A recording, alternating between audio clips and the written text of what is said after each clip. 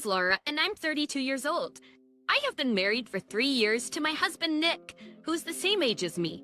Both of us are full-time employees and are busy at work, so we share the house chores, and we are balancing it reasonably well. We had no children yet, but we enjoyed our life together. I'm a sales representative for a major company, and because of all the difficult tasks, I was paid pretty well. But compared to that, Nick's income was a little less. But I respected Nick for doing what he loved and his motivation, as well as his pride toward his work. Nick was often away from home as his hobby was fishing, but I could forgive him if I thought that he needed it to take a break from work. I had no complaints about the fact that we kept our savings account separate, and I was responsible for all living expenses except for the rent, which we split equally. I didn't have hobbies like my husband did, and I just simply liked to see him having fun, so I was fine with him spending money on his own hobbies. And I was really fine with the thought that instead, I would be saving the money to support for our living expenses. If I had any complaints about Nick, it was about his parents, especially his mother, Wendy. We live very close by to my in-laws, and since Wendy couldn't walk around well, Nick visited her frequently. That in itself was completely fine, and I was happy to go with him if he took me there on days when, well, we didn't have plans. Today was also one of our days off, so Nick had asked me to go to his parents' house. Well, it's been a long time, hasn't it? I'm sorry. Wendy said this as she put her hand on her cheek and let out a huge sigh. Wendy said that it's been a long time, but we just saw them last week. Well, I guess she said that because Nick was the only one who visited them last week because I had to go into work on my day off, as it was urgent. I understand that you're busy at work, but before you are an employee, you're first and foremost my son's wife, right? Well, yes. Here every time I see her. Wendy talks to me like this. She doesn't like the fact that I work hard and earn more money than Nick. A woman is supposed to support her husband. It's disgraceful for a woman to work so hard. Oh, ma'am, stop it. And you'll regret her body. Oh, but the Lord and I both discussed this on our own already. Oh, really? Well, if you say so, then there's nothing we can do about it. It was a regular occurrence that Nick would end up stopping Wendy from criticizing. I think Wendy, who's always been a housewife, doesn't like me working so hard at the company and will never understand my feelings. I'm really sorry. It's on the way home. Nick always apologized to me. It was terribly stressful to be criticized and be lectured by Wendy every time. But I managed to put up with it because Nick always defended me and apologized to me as he was worried about me. Hey, it looks like you didn't put in this month's rent. When I checked the bank book after work, there was no money put in for the rent. This means that I can't withdraw the money to pay for the rent. I asked Nick if he had forgotten to put the money into the account this time, as he usually puts it in himself once he receives his salary. I don't have enough money this month. I know. That'll break my time. Again, he probably bought something and then ran out of money and wasn't able to pay even half the rent. When I sighed in dismay, Nick just laughed to cover it up. Hurry, please, just pay it this time. Hi, she stop says for die why. He said it as if it was no big deal. I can understand if it just happened only once or twice. I know that there are times where he wants to buy something that's expensive, but hey, you did this last month too, you know? Well, a limited edition Fisher rod just came out. You said the same thing last month though, right? Even if you wanted to buy one, couldn't you have at least discussed it with me beforehand? Even though we have our own separate accounts, if he can't even pay the amount he's supposed to pay, then that's out of the question. Nick only gets to pay half of the rent, and if he couldn't even pay that, I have to bear all the rent plus the living expenses. I definitely can't do that on my own. Don't you stop nagging me. Shh. He interrupted me saying that as I was hoping he would understand my point, but he just let out a huge sigh. The nagging? I understand that this can happen from time to time. But I only said that because we decided to pay the rent together. I was a little bit concerned about how he usually spent his money, but I didn't really confront him about it before. Not even once. If anything happens, you mention money. Money for everything. Or a free flash area. Aren't you too obsessed with money? Just test with us here though. But, Laura. I was so shocked when he said that to me. How can you say that? But we can't live here if we don't pay the rent, right? Talking about money all the time is disgraceful. Pissed. What? Like disgraceful? That's what Nick had said to me. Why would he say such a thing? I knew that Nick didn't care much about money, and that was one of the parts I liked about him.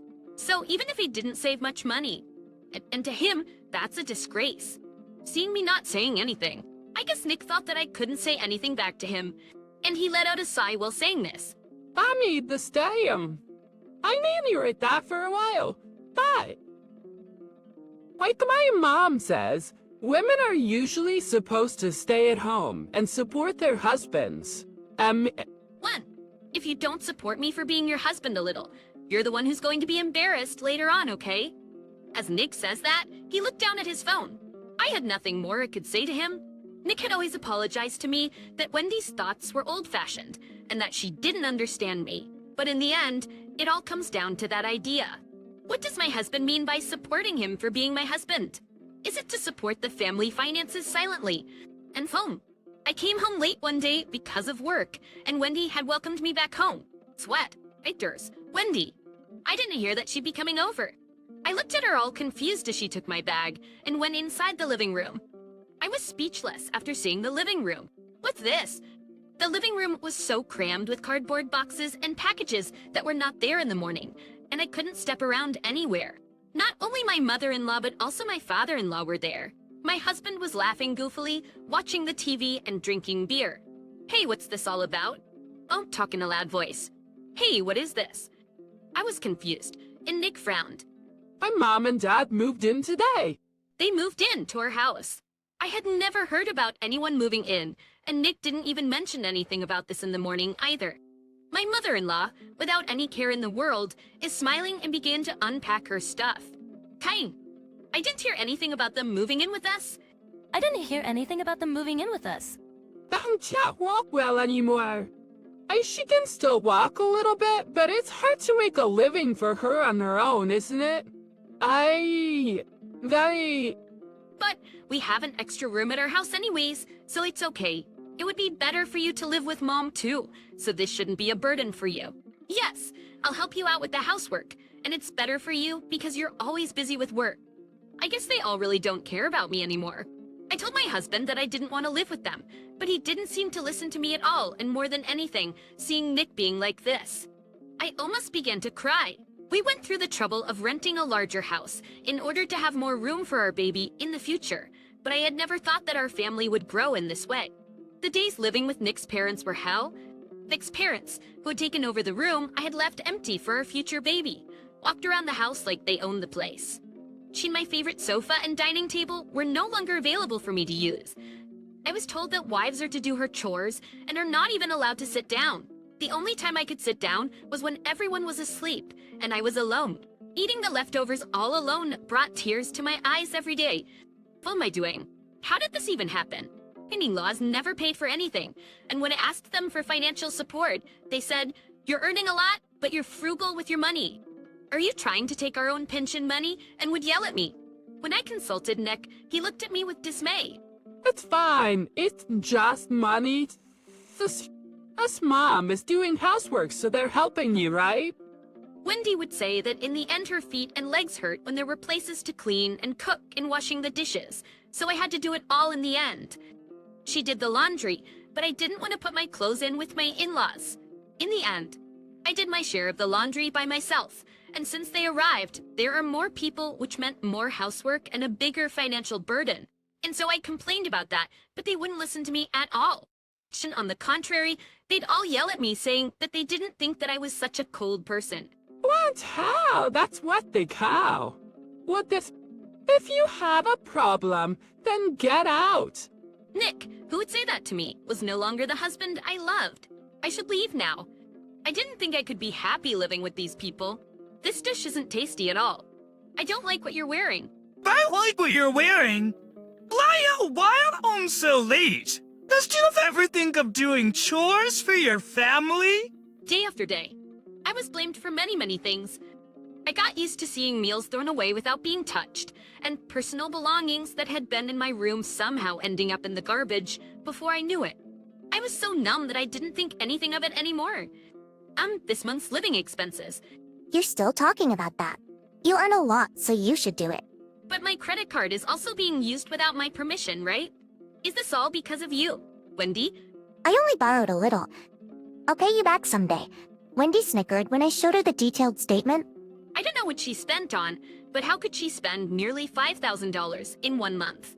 Well, Wendy did admit to using my credit card without any permission, and even if she didn't, there are a lot of branded goods in her room that she obviously bought with my credit card, so I guess she couldn't get away with it.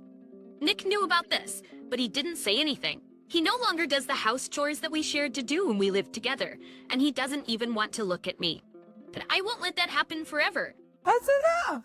Anna! The next day, after my lawyer called me and told me that, I told the company that I would take a paid leave, and after I left the house, I returned with the movers and their truck. What about work? Undy, who was the only one left at home when I returned, asked me curiously. She looked at me and at the movers who were behind me and looked confused. Excuse me, but we might be a little noisy. Huh? Who are those people? Well then, please start your work. Ignoring Wendy, I told the 3 staff from the moving company who were behind me. I walked past Wendy, who was taken aback by what was happening, and led them to my room. Please take everything out of here. All right. I watched them with a refreshed feeling as the 3 of them quickly packed up my stuff and carried them out of the house. If only I had decided to leave earlier, I would have been out of this hellhole by now. Hey, what are you doing? I won't let you get away with this. Wendy was yelling at me, but when I ignored her, she started to call someone. It could have been Nick or my father-in-law or both. I don't mean if she calls them, though. I'm sure it will all be over by the time they get back here. Wendy complained and tried to get the movers to stop, but of course, she couldn't stop them. Oh, sorry. This is the last one. After they had moved out most of my things in the room, I asked for one last thing to be moved and turned to Wendy, who had been nagging me the whole time. I'm leaving. Will you please give this to Nick? Just as I was about to hand the envelope to Wendy, the front door opened. I saw Nick, who had rushed in. As I had expected, Nick had returned after all the moving work was done. The movers had completed their work in just half an hour. Wanya, on the stairs. Nick looked at my empty room and was speechless, and then he glared at me. What the hell do you think you're doing? We came just in time. I'll just give this to you. Ignoring Nick's angry face, I smiled and handed him the envelope. My husband was taken aback, and when he saw what was inside the envelope, he was so shocked. Divorce paper. Wendy also rushed to look at what was in Nick's hand. What are you doing? How dare you give my son the divorce papers? It is what it is. Let's get a divorce, okay? My son married a terrible woman like you, so it's your duty to be grateful of him and serve his family. The movers who were waiting looked startled by Wendy's insults. Seeing such reaction from a third party who wasn't a part of the family, I was fully convinced that Wendy's behavior was abnormal. I'm not wrong that this isn't normal. You told me to leave if I had a problem with this, didn't you? I didn't mean it. It probably have some cause to Rio. Personal. Nick stammers. I guess he didn't really think that I would leave. And he probably didn't even imagine that I had the guts and that I would leave him. Did you really think that I would obey everything you say? I've plenty to complain about. So as you wished, I'm gonna leave. I'm not stupid enough to put up with and keep on staying here. I said this to Nick, who looked stunned, and finally left the house with the movers. I apologized for causing such a commotion to the movers, and they laughed and said, "We know what's going on, so it's not a problem." They all said gently, "We all know how hard it was for you," and comforted me. The tears I'd been trying to hold back began to well up. I was scared. I was sad, and I was frustrated. But I was able to finally leave like this. I was proud of myself. Afterwards, I officially asked for a divorce through my lawyer. If you have no problem, then get out.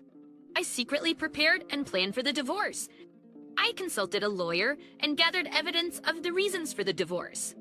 I recorded all of Wendy's and Nick's complaints and criticism towards me, and recorded all of the dishes and personal belongings that were unreasonably thrown away. My lawyer told me that I had gathered enough evidence, so I immediately began to proceed with the plan. I had already signed a contract for the house I was moving to, and all I had to do was move my stuff into it. I laughed at the thought of only a few cardboard boxes of my belongings, but I was excited at the thought of being able to live freely and being surrounded by the things I love from now on. I've given up my favorite sofa and dining table because I left them behind, but I can start over and eventually find my favorite furniture again. My lawyer told me that Nick was being too stubborn and wouldn't agree to the divorce. They also tried to wait for me in front of my office, but everyone at work who knew what was going on took care of me, and I was able to avoid running into each other with them. The things Nick and his parents said and did that I collected as evidence were so horrible, and if the case went to court, we definitely had an advantage. I heard that Nick had been complaining about a divorce settlement, but when he was told that a trial would cost him even more money, he reluctantly agreed to the divorce. I also demanded that Wendy return the money she spent with my credit card, as well as the alimony. Wendy was very much against the idea of paying the alimony, but I have proof of how she used my credit card without my permission. And when I told her that I would report it to the police to make a case out of it, she seemed to give up. Wendy seemed to be saying that until the end, but what she meant by family was Nick, her husband, and herself. I wonder if she had forgotten that she had clearly excluded me from her family. I felt nauseous at the word family, which she used only when it was convenient for her. After the divorce was finalized and the alimony was paid, Nick and his parents moved away. It seems that the commotion brought bad publicity to the family. It seems that the commotion brought bad publicity to the neighborhood and made it difficult for them to stay at that neighborhood. Moreover, the rent can be covered only by Nick's salary. Now they rented a small house in a rural area and lived together as a family of 3 with Nick's small income and his parents' small pension. We are miserable because we have no money. Please come home. Nick contacted me many times over text, but I blocked his messages without reading them. As for me, I'm finally living a happy life, surrounded by the things I love and working at a job which I love. I don't have to worry about people throwing things away without my permission. I don't have to worry about people always complaining about me. It really is a comfortable life. There is a colleague at work whom I am interested in. We are both busy, but he is kind enough to say that we should go at our own pace. I know I've made many mistakes previously, so it's okay to take my time. Because he understands that he says that he'll wait until I could trust him. We are both independent and are able to support each other. I will live my life with a person like him, because I know that we both can have a good, happy life with each other.